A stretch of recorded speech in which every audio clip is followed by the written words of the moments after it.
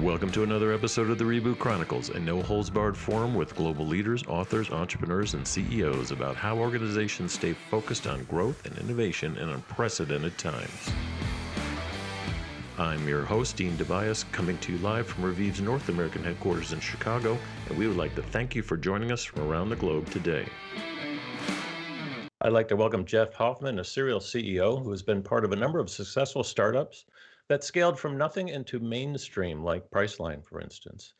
He's morphed into a Renaissance man and continues to expand his platform beyond tech into an Emmy-winning film producer, Grammy-winning music producer, and author of a bestseller called Scale that hopefully we'll talk about. Jeff, you and I have taken companies public in various roles, CEO roles and others, and these days there's a lot of financing alternatives, everything from crowdfunding to the SPAC craze that's going on. So I thought we'd maybe start with that and kind of kick it off. So welcome to the program. Really appreciate you being on. Absolutely. Thanks for having me today.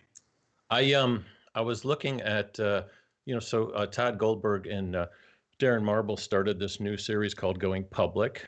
You are a mentor on. Jamie Schmidt was on the program 2 weeks ago, and as one of your co-mentors, she's loving filming down there in Miami. So maybe we thought we'd start with that, kind of then move into the democratization of fundraising, if you will. How is that show? What's it like? Sure, and Jamie's fantastic. It's been really fun working with her. Amazing. Yep. And there's multiple goals when Todd and Darren decided to create this show.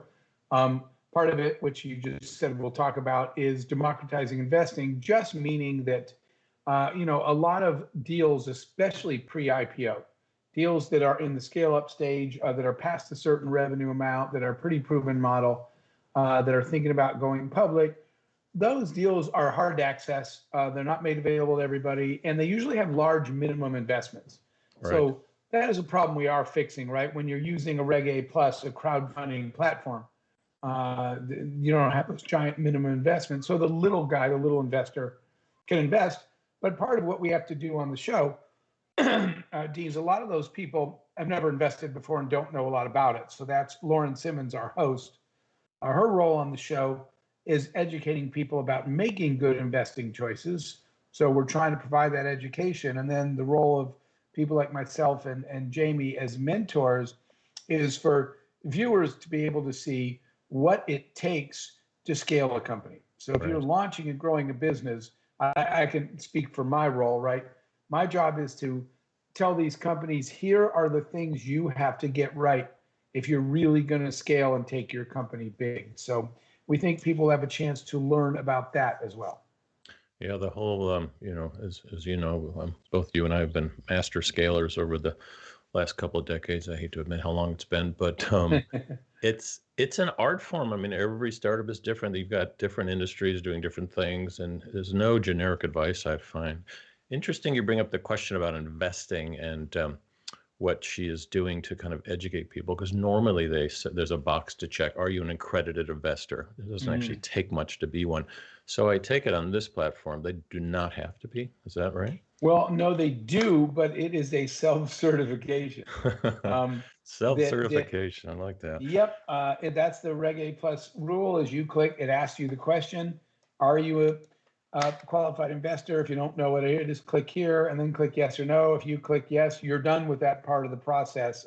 Got it. So it does ask that. That is the Reg A plus rule, but it's not like they ask you to upload your tax returns or anything. Yeah, just so are they targeting like the Reddit and Robinhood kind of fueled craze of GameStop? Are they kind of going after that audience or trying to broaden this out a little bit? Yes, but that was the serendipity, honestly, because this show's been in the works for several years. Good timing. It just happened around the time that we went public with the announcement of our show going public. The universe said, "Hey, let me hand you a little something. Let me give you the best PR you could ever have." All that happened at the time we announced, and people said, "Wow, you guys jumped on this," not realizing Todd and Darren started this process of creating the show years ago. So yes, that's the audience, but we're also hoping to attract a broader audience in the sense that we're focusing on the founders, on underrepresented founders, which we hope will draw more attention to the business, right? The first company we picked is two minority females. One of the companies is the partners are two black males. So we're trying to get a little more focus on, we have two veterans in one of the companies. We're trying to draw in those underrepresented audiences of female founders, especially in tech, of minority, black and brown founders, of veterans, the audience that is not usually as included as they should be. Yeah, that's actually that's good. Timing is good there as well. As you know, I'm one of the founding board members of 1871, one of the largest incubators in the world here in Chicago, about 500 startups at any given time. And we have been doing initiatives for female entrepreneurship under the Wisdom program, minorities, Hispanic. We were one of the first ones to bring Bunker into our facility, and it works very well in Chicago. And are these companies scattered all over the place, or are they geographic, or what are they? No, they are most definitely scattered all over the place, all around the country. And that's also intentional because you're right. Ecosystems are not at the same level everywhere. Right. As you know, I was in Chicago when I was CEO of ubid.com. Right. So I was there in those early 1871 days and absolutely loving that resource was created right there in town. And spent a lot of time over time coming back. Howard asked me to come back every year to speak to entrepreneurs, so I was watching the growth. So having a resource like 1871 in any city, and my friend Donna Harris then created 1776 in DC. Right. By the way, yeah, she wouldn't have named it that if you guys hadn't named yours 1871. I know. I think I sent her a "You're welcome" note at one point. That's pretty funny, but I love it. I mean, all tides rise, and what's been going on in Yep. Chicago, just so you know, 2021 here. I forgot what year it is. We've actually been rolling up other incubators and accelerators in Chicago, in Illinois, because it's just through the COVID times. It's been hard to sustain so many of them because there was, like any good startup craze, there was just, we went from like a couple in that city to dozens and dozens. So we've been kind of bringing them together into a bigger platform. So it's expanded. It's not just one location anymore, which is great. So you guys, it's the role model, right? For many places. I also serve as the chairman of the Global Entrepreneurship Network, where our whole focus, we have chapters in 190 countries, but we have one single focus, which would be to do the best we can, pretty much at duplicating what you did there.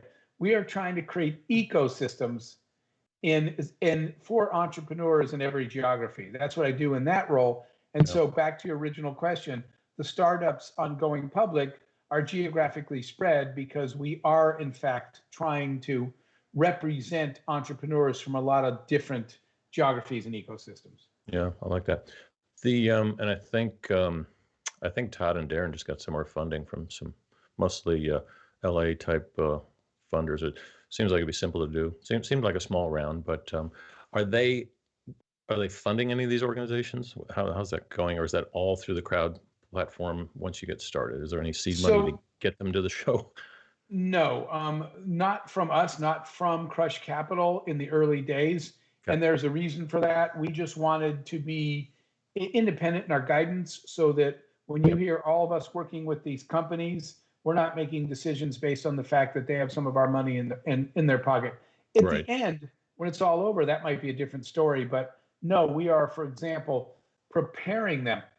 Like I gave, a long talk on how to pitch investors. And even though these people have all raised money, that was kind of one of the things I did on the show, was a little workshop on refining your investor pitch and prepping them for doing that on the show. We've actually set them up with money with investors to pitch to, but it's not coming from the show. Yeah. Investors beyond the crowdsourced ones. Beyond the crowdfunding, yes. So let's go back, talk about accelerators and incubators then, because in essence, that's what this is. It's just packaged up as a show, and active mentoring is so important. Actually, didn't you put an incubator on a ship at one point in your life? What, a ship as in a cruise ship? What was that all about? Yeah, we did. So what happened was, I am one of my mentees, an amazing young man named Daniel Epstein. Daniel had this idea. to build here's literally what we believe. The organization is called the Unreasonable Group. It is named after the George Bernard Shaw quote that reasonable people adapt to the world around them. Unreasonable people expect the world to adapt to them. Therefore, all progress is dependent upon the unreasonable. So Daniel had this idea for the Unreasonable Group, and I'm going to pretty much say it like this. Let's go find all the people crazy enough to think they can change the world and help them do it. So I was founding board member of Unreasonable, and I still am one of the main mentors. I teach, for example, branding and marketing to every single cohort. But Unreasonable is focused on the fundamental belief that entrepreneurs are the people most likely to solve the world's biggest problems. So we focus on what used to be called social entrepreneurship. I hated that word when it came out, but all these ventures are focused around, for example, the United Nations, 17 goals for the SDGs for a better world.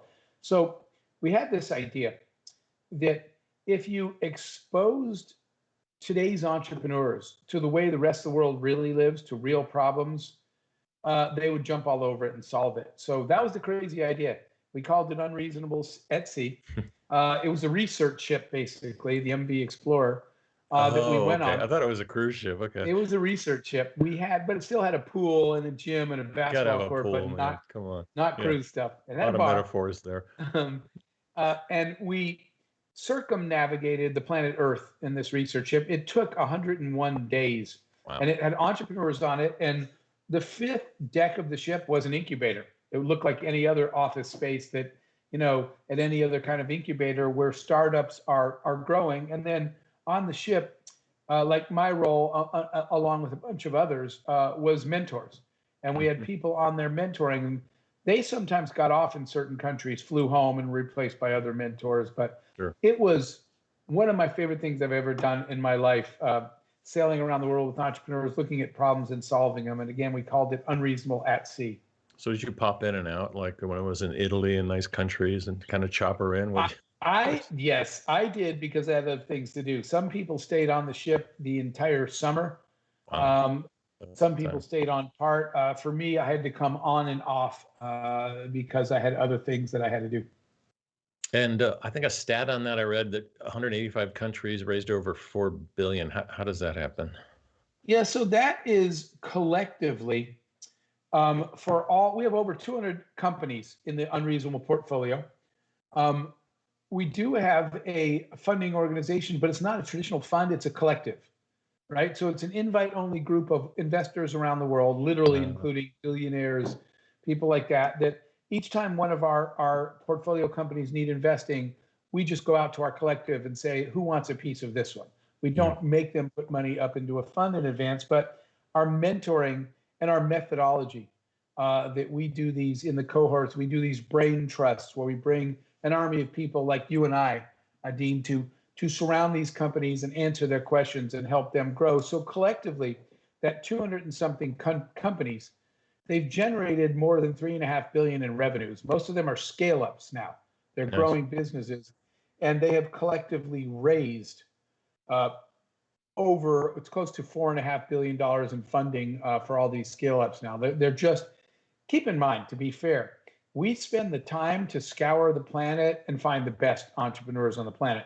So their odds of doing $100 million big rounds are high because we're picking the best ones to start with. Yeah, you've de-risked the portfolio a little bit. A lot, yes. I kind of am sitting here wondering if we put 1871 on a cruise ship, how our perspectives would change. I would do a cruise ship, by the way, not a science. Kidding. Call me. Don't forget to call me when you do that. Well, hospitality industry, travel, they all need rebooting. So I just think it changes the perspective. I mean, to the point where many entrepreneurs around the world moved to Chicago to be in part of 1871, especially in the early days, because they didn't have supportive ecosystems in those cities that they were. One was, in Russia, for instance. Let's talk about, both you and I have done some interesting things in our lives. But when Priceline went public, it was the same week I was taking AutoWeb public. And I kept running into Jay Walker and you guys on the tarmacs of these, private airports and stuff when we were doing our road show, as you have to do or used to do for a proper road show. And so, I'm sure people would like to hear a little bit about, your journey with Jay at Priceline and kind of lessons learned. Oh no, there were some great lessons learned, starting with Jay. I actually spent some part of time as a member working at Walker Digital, which is Jay's IP company as Uh, well. And it's out of Walker Digital that Jay and the team spent time studying industries and basically looking at innovations. How do we reboot and completely redesign an industry? And so I think Jay is like, seriously, Dean, I think he's the second or third most patented human being in human history. it's brilliant. It's That's what he not your creates. typical scaling CEO, but just a brilliant No, guy. because he's not. Back in the day, I remember a conversation Jay and I had one day that we decided we had three buckets of people: inventors, builders, and operators, Hmm. right? Jay's an inventor, comes up with brilliant IP and patents it. The reason in the early days, so Jay's the founder, but I was one of the people that in the early days got the call from Jay, let's gather a team of people because we need builders. And so Yeah. we had a team of people building companies out of IP. And then later there were operators, right? That's when people like Rick Braddock and Heidi Miller, people were brought in because it was a public company. And that's a different kind of person that runs a company for the next decade or two. I don't think that's either you or I want to do one company for decades long per se. So Jay's, Hence the word serial CEO. Yes. yeah, there you go. Jay's concepts, though, the internet was very seller driven. The buyer does all the work. I want to buy a pair of shoes. I got to go to every shoe website, find one I like, see if they have my size, see if they have the color, see if I like the price. Is it in stock? Is it too much? The buyer does all the work. And Jay's brilliant idea was buyer driven commerce. Let's harvest consumer demand and basically sell it to suppliers, right? I got a bunch of people that all have $100 and they all want a hotel room. Who wants to take care of them? That was the concept. And it was very much what led later when I was a CEO of another company we took public, which was ubid.com. Yeah, here in That was Chicago. this, Yeah. yep, that was the same business model, right? Let's aggregate demand for products and then we're able to move unsold inventory, right? Priceline was selling empty airline seats and empty hotel rooms, the name your own price part.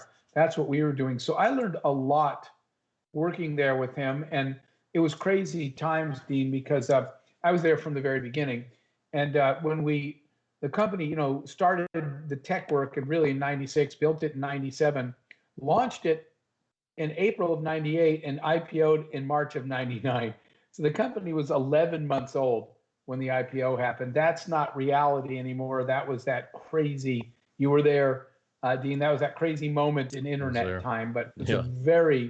a great high-speed learning platform. And some companies like yours and AutoWeb, we went public with the least amount of capital raised before, whereas now people are raising hundreds of millions of dollars. Yes. People just kept coming to us with money. We're like, we actually don't need it. We're scaling quite well. We're going to go public. And exactly the same. At Priceline did not raise a massive amount of money because it didn't need it. You didn't need it.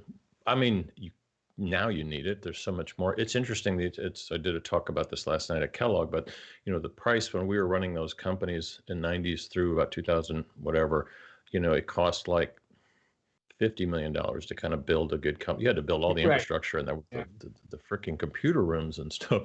And, came down to about $5,000 for the last couple of companies I've been involved in, where you literally could just, it's like liquid plumbing. You just kind of it is play along. How things have changed. Yeah. Not to get too geeky, but well, let's stick with travel. I think United Airlines is going to be on the program sometime soon. Producers working on that. But if you look at what Priceline did and all the others that came in, so Priceline came up, then you had the kayaks and the Trivagos of the world, actually just those two, which actually were consolidating everything, making it easier for people. And then you kind of AI came on the scene and things like Hopper came into play. Yeah. So Canadian company where it'll tell you exactly when to buy an airline ticket. And they've all struggled a bit with the pandemic and are probably poised to just take off. But that whole predictive analytics thing is not just like helping you find a place to stay. It's really helping you strategically buy at the right time, buy at the right price. It's amazing to see what's happened there. Does that kind of leave these online booking sites in a little bit of a lurch that they're not progressing with the technology capabilities? Yes, I think you're hit that nail right on the head. If they don't evolve they're not going to have much to offer other than a transaction, right? Right. And Right. or a database, access to the inventory. So they're not going to have much of a hold on the customer anymore because you are correct, right? As we get to these, step one in AI is pattern recognition, which means being able to process a large amounts of data at high speed, right, in real time, recognize a pattern, then using that for predictive behavior, what's going to happen next, then making a recommendation. Exactly what you said. That's what AI does. And the companies that are creating that, and you and I have both seen a bunch of them that are not on anyone's radar yet, right? In stealth, they're creating new technology. And I am talking about in the travel industry that the big OTAs or online travel agencies are not aware of. So I think that there is danger for them if they do not evolve with this technology, and maybe they all are. But they had a pretty long run of not having to change much because for years we were all just booking travel online and we just wanted to get in and out. But As we say, yep, you were milking it. yep. Now they're going to have to innovate pretty heavily, or they could lose a lot of that market share. Yeah, I run this program called Dancing with Startups. We talk a lot about the program, but I was talking to like four, I guess there were six online. With Zoom, you never know. Public company CEOs last week through Kellogg, and about how you dance with startups and what you should be doing, what kind of programs you should be doing. And they said, yeah, we've got guys doing that. You taught us how to do scouting a long time ago. I'm like, it's all changed. The rules are all changed. Now you need to do what Jeff just said, sorry, which is, really digging down deeper into early stage, because the kernels of the technology and the AI and machine learning, there is so much there as a capability that large corporations never used to look at until they bubbled up to a good revenue number. Now it's like, no, you need to be partnering with. So we do a whole build, buy, borrow kind of matrix and try to figure out what are the ones you should be going after. And they're still a little slow on that. I mean, they are a little slow on that because they as much don't as get you it. try to help them. Yep, I was doing years ago. It was TEDx Wall Street, where it was a TEDx talk live from the from the Florida Stock Exchange. That was a good one, actually. Yes. I put on on my talk, I said, "You want to know the 3 most dangerous words in business?" And I had a slide in giant letters that said, "We're doing fine." Because we tried that already. Because that's what you're talking about. They look at their business, it's going well, so they get comfy, and innovation doesn't follow when things are going real well for them, and that's a dangerous place to be. I take them through this interactive map. It's actually a boring Venn diagram that says you guys are big and you're fat and you're slow. And they're like, yeah, we are. We're a $10 billion company. I said the connected tissue in between is irrelevance, obscurity, and decline. They're like, oh. And I show them all the companies that haven't gone there yet. They haven't gone there yet. No, they're on the verge. They're on the cusp of irrelevance. Maybe not decline. I said, do you know what's at the center of that Venn diagram? They're like, please don't tell us. And so it's the skull and bones. It's death. It's like you really have to. It's just to get them to act with a different sense of urgency, and act like companies like Logitech. CEOs got over 20 direct reports, breaks things down, and runs it like that. And they're a multi-billion-dollar company, so it can be done. Yep, it can be done. Speaking of scaling, let's forget about big companies for a while. You did a book called Scale: 7 Principles How to Grow Your Business and Not Go Insane, or something like that. my words. Tell us about it. Yeah, so I wrote that with a friend, my co-author, David Finkel. We both kept getting asked the same question. People kept saying, CEOs would say, I'm stuck. I had a certain period when I was starting my business that I had this accelerated growth, and I've hit a plateau. And they say this, I'm working harder than ever and more hours than ever, and yet my growth has stopped or really slowed down. What do I need to do? So the book was the attempt to answer that question. It's the 7 chapters cover the things you have to get right in order for your company to scale. And the benefit of, we put on the title, Scale Your Business and Get Your Life Back. Because the benefit is if you get these things right, for example, we dig deep into systems and processes, right? A lot of CEOs have Most a tendency. books don't do that. That's good advice. We got deep into that workbook style, right? Because a lot of companies and CEOs, they consider what they do every day, this is what we do every day. Right. And they don't stop and say, can I turn this into a process? Can I automate and or outsource the process? Can I bring in lower dollar value people because now it's been systematized and it doesn't need me to do it anymore. And that's not what happens. They're so busy doing what they've always done, and the company's cruising along, that they don't realize that in order to scale, they're going to have to find more efficiencies in these areas, and and less human involvement where it can. So that's an example of what we talk about in scale. Get these things right and your company will scale. If you don't, by the way, that's after scaling companies ourselves, David and I, and working with thousands of companies. So it's a pretty big sample size of what works and what doesn't work. Yeah, we'll talk about some of those examples in a minute. Challenges you've overcome. I want to ask you about I called you a bit of a Renaissance man. It's always a double-edged sword when you call someone that. Now you have to live up to that expectation, like going to parties and being a playboy or something is what it used to mean in the old days. But that's true. It had that beyond that, I mean, you did get into the music and the TV business. What has that taught you about business and scaling? Oh, so I'll tell you, one of the reasons I went into entertainment and started production companies in both music and film was, it's a funny story, because you're probably one of the only people that have asked me that origin of that. I went to a movie. I got all excited. We talked about it all week. We went on opening night Friday night. We stood in a long line, and minutes into the movie, I realized how horrendously it sucked. By the way, it was the sequel to Silence of the Lambs. It was Hannibal, which was a horrendously bad movie. No, thank you. And I was like, "What? Who did this to me?" You should have called me. I would have told you. I said, "How is Hollywood so good at marketing that I wasted my Friday night? I was excited. I waited outside in the line. It's good marketing." So I got into entertainment. You asked what it taught me in business, to learn how the marketing machine of the entertainment industry does what it does, and really emotion-based marketing. It's amazing. And so I learned a lot being in music and being in film and television. But I went in there with an actual goal, which was to become a better marketer.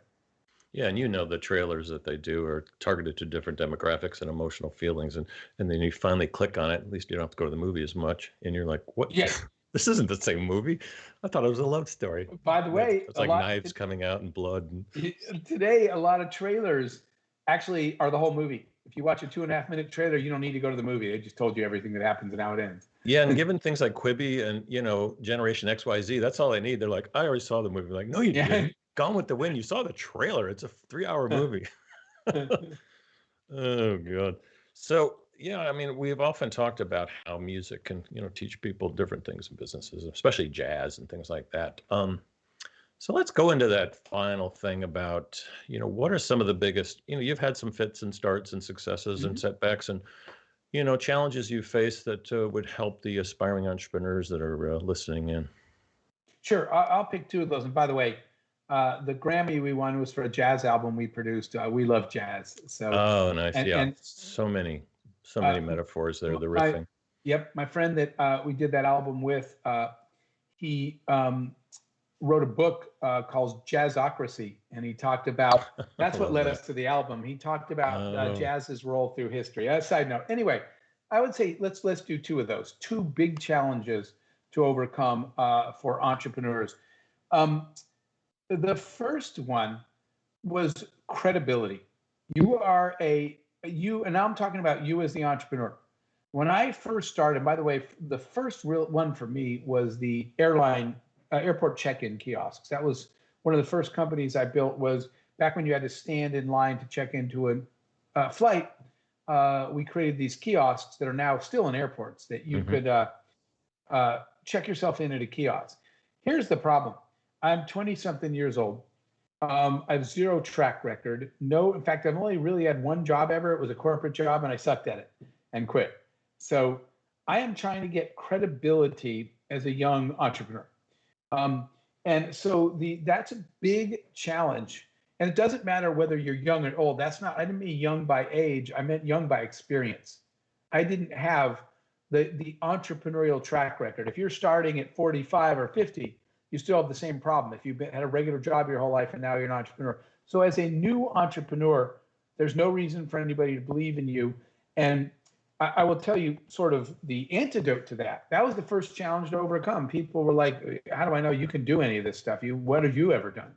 Is I learned to turn the focus all onto results, to get some customer to just give me a little pilot, right? What you want is your work to speak for itself and your customers to speak for you, not you.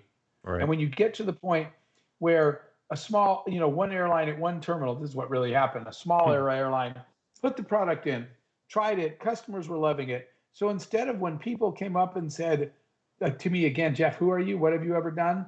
I wouldn't even answer anymore. I would just flip on the video and it would be people in the airport saying, oh my God, this thing's amazing. Why aren't they everywhere? And it was the airline people saying how much money they saved. And then I just shrugged and said, you interested or not? So credibility is the first one. And stop trying to sell yourself. Let customers, even with a prototype or a pilot, let your work speak for itself. And the other one that was kind of similar to that, though, is no, you know what? Let me do a different one because there's a lot of challenges that you asked. I would say the next biggest one for me was how do you convince talented people to come work for you as an entrepreneur when they have a good paying job at a corporation and you can't pay them the same? I faced that all the time. There were so many people I wanted. And they would say, I'd love to, man, but I got a good salary and we got a kid now and I don't want to go. And, the answer to that one was that salary is important, but when you lead a conversation, because this is what I did early, my mistake, Dean, I was like, hey, Jim, I'd love to hire you. I know I can't pay you what you're making now. I started the conversation with the apology and the discussion of salary. And salary is important. But what I evolved to was recognizing that salary is one variable in a quality of life equation. What makes people happy?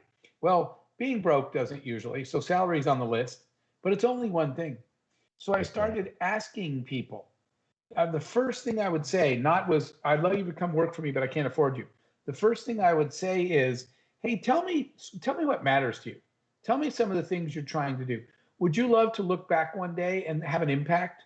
Look at the travel industry, for example, and say, we changed that industry. It looks different now because of us. Does impact matter? I asked them about, does sort of influence and control matter? Do you want to work at a company where one day at my big corporate job, Dean, I said to my boss, if I went home and didn't come back for 3 weeks, do you think anyone would even notice I was gone? How many weeks would it take before someone? They'd take your chair is what they do. Yeah, he's like, Hoffman, shut up and go back to work. But that I knew I was right.